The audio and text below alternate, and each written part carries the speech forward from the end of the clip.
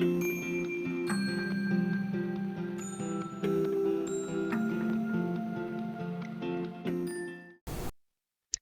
guys, and welcome. I'm Christine. I appreciate you so much for stopping by. This is going to be one easy project. My husband and I took a few days for our anniversary and went away for Memorial Day. So this is going to be quick and easy, but so cute. So I've got this wood round, and I think I got these from Temu, but sometimes you can find some at Dollar Tree or Michael's, Hobby Lobby, somewhere like that.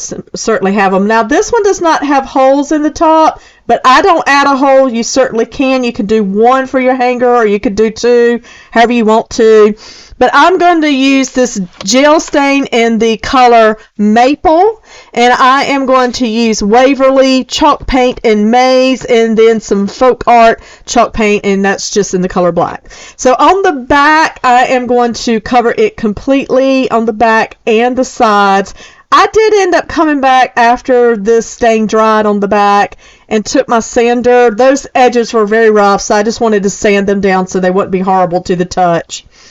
But I'm going to do one coat on the back, and then when I get through with that, and I like to use these foam brushes to push that around, or either those foam like dauber things, I think they call them, to get the stain around, or you can use a cloth or a paper towel will actually work as well. I don't like to use paintbrushes for my stain. It just doesn't catch the stain and move it like I want it to move it. So I found about center of the front, and I laid down a line of masking tape. Now you can measure this if you want to, if you need to do it even, but I just kind of eyeball. And then when that stain is dry, then I'm going to come back and lay that masking tape where that one edge completely covers up, so that only the raw edge is exposed, and then I'm going to do that Maize chalk paint. Now this is a B door hanger, so this Maize works perfectly. This is a beautiful color. I haven't used it before because I thought more fall, but then when I thought bees, this is a perfect color for that. So I'm just going to lay that across them. Before this paint dries, I am going to pull up that masking tape. I don't want to leave it sitting because I don't want that paint to bleed up underneath it or to run or anything. So once I get down my coat good, then I'm going to pull it up. Now the stencil that I am using, I think I got these from Temu. I believe I did. But I am showing over there a Hobby Lobby stencil that's in their show-offs collection. But I did end up just using the Temu one. But I'm showing you options because you can find the bumblebees. They're very popular now, so you can find those anywhere.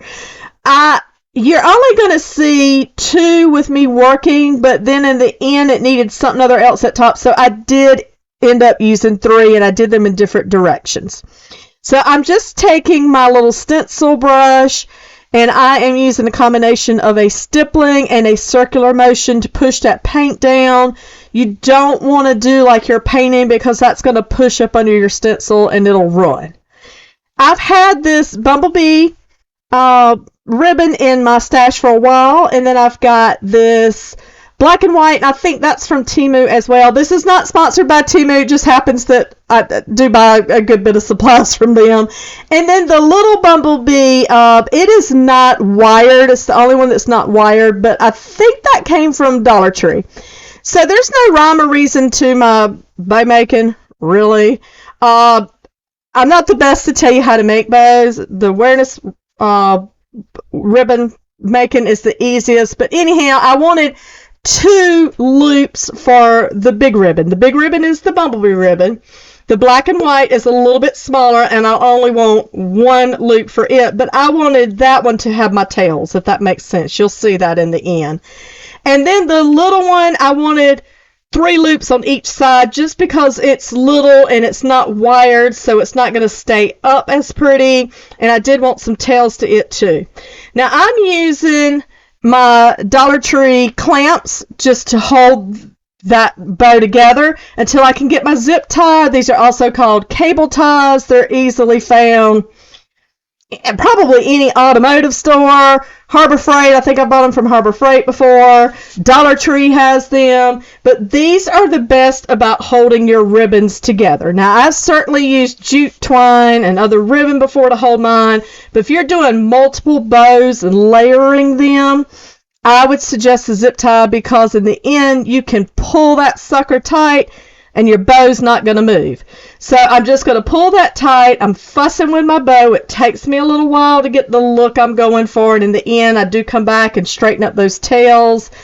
I'm using a combination, since I've got this plastic zip tie, I'm using a combination of E6000 and hot glue, because if you put it on your door, I just think it's exposed to the heat. Down here in the south, y'all, we got this humidity that's, woo, it's rough. So I'm thinking the E6000 is going to secure that good. Now, if you had a thicker wood piece, you could staple it, but this is so thin, I just felt like the staple's not going to work. So I'm going to glue it on there, and I kind of glued it off to one side, and like I said, you're only going to see 2 bumblebees there, but in the end, you're going to see 1. Now, I decided to come back and cut that black and white ribbon down.